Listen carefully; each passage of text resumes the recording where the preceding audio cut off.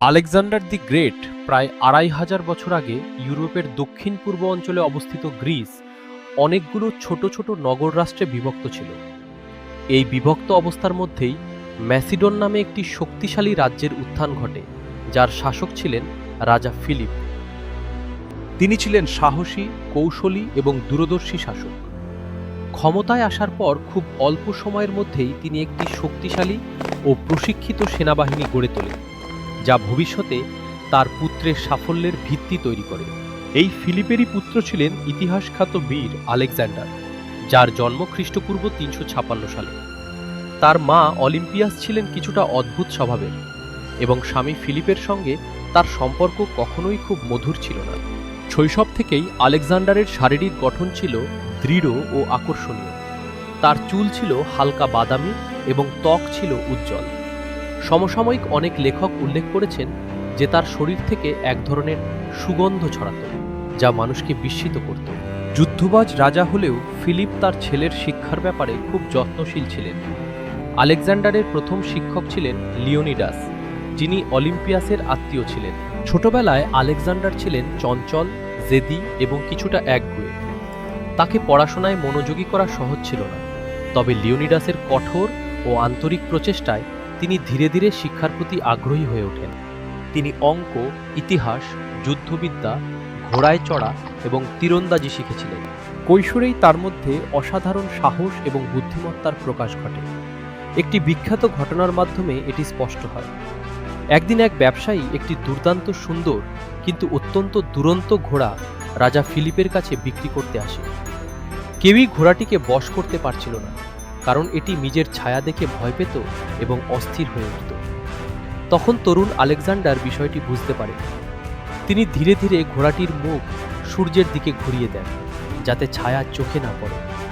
এরপর তিনি তাকে শান্ত করে তার পিঠে চড়ে বসেন এবং সফলভাবে নিয়ন্ত্রণ করেন। এই দৃশ্য দেখে সবাই বিস্মিত হয়ে যায়।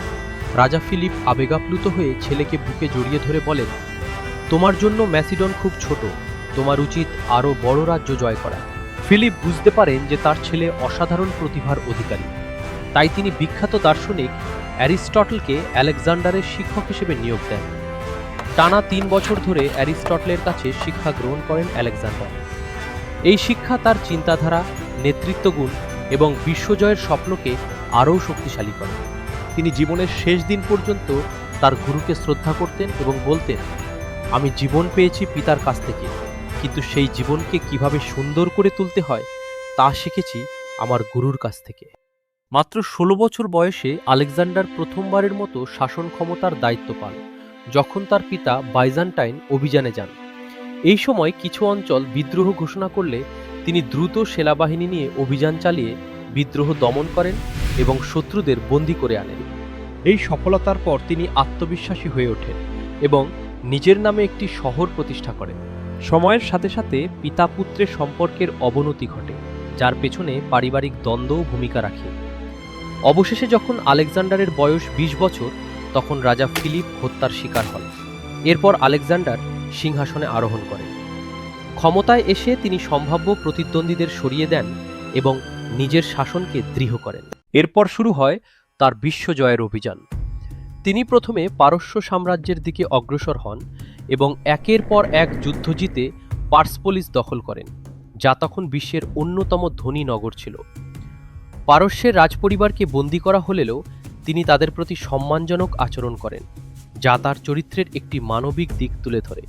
পরবর্তীতে তিনি সিরিয়া, প্যালেস্তাইন ও মিশর জয় করেন।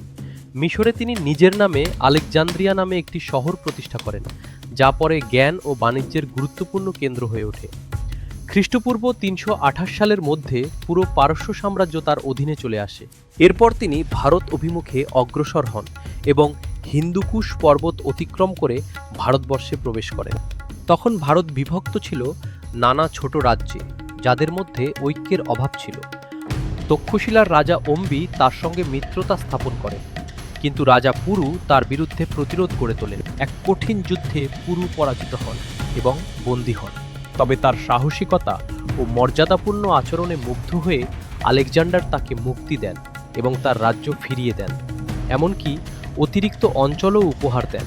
আলেকজান্ডারের ইচ্ছা ছিল আরও পূর্ব দিকে অগ্রসর হয়ে মগধ জয় করা, কিন্তু তার ক্লান্ত সৈন্যরা আর এগোতে রাজি হয়নি। দীর্ঘদিন যুদ্ধ ও দূর দেশে অবস্থানের কারণে তারা দেশে ফিরতে চায়, তাই অনিচ্ছা সত্ত্বেও তিনি ফিরে যাওয়ার সিদ্ধান্ত নেন। ফিরে এসে ব্যাবিলনে কিছুদিন বিশ্রাম নেন এবং ভবিষ্যৎ অভিযানের পরিকল্পনা করেন, কিন্তু হঠাৎ অসুস্থ হয়ে পড়েন এবং খ্রিস্টপূর্ব ৩২৩ সালের ২ জুন তিনি মৃত্যুবরণ করেন। তখন তার বয়স ছিল মাত্র ৩৩ বছর। স্বল্প আয়ু সত্ত্বেও আলেকজান্ডার বিশাল এক সাম্রাজ্য গড়ে তুলেছিলেন। তার সাহস, নেতৃত্ব এবং যুদ্ধকৌশলের জন্য তিনি ইতিহাসে অমর হয়ে আছেন। তবে তার মূল্যায়ন নিয়ে মতভেদ রয়েছে। কেউ তাকে মহান বিজেতা ও সংগঠক মনে করেন, আবার কেউ মনে করেন তার অভিযান ছিল ধ্বংস ও রক্তপাতের প্রতীক। তিনি অনেক শহর গড়ে তুললেও অসংখ্য নগর ধ্বংস করেছেন এবং অসংখ্য মানুষের প্রাণহানি ঘটেছে তার অভিযানে। তার কর্মকাণ্ডে সভ্যতার প্রসারের পাশাপাশি ধ্বংসের চিহ্নও স্পষ্ট। তাই ইতিহাসে তিনি এক জটিল চরিত্র, একদিকে অসাধারণ বীর, অন্যদিকে নির্মম বিজেতা হিসেবে চিহ্নিত হয়ে আছেন।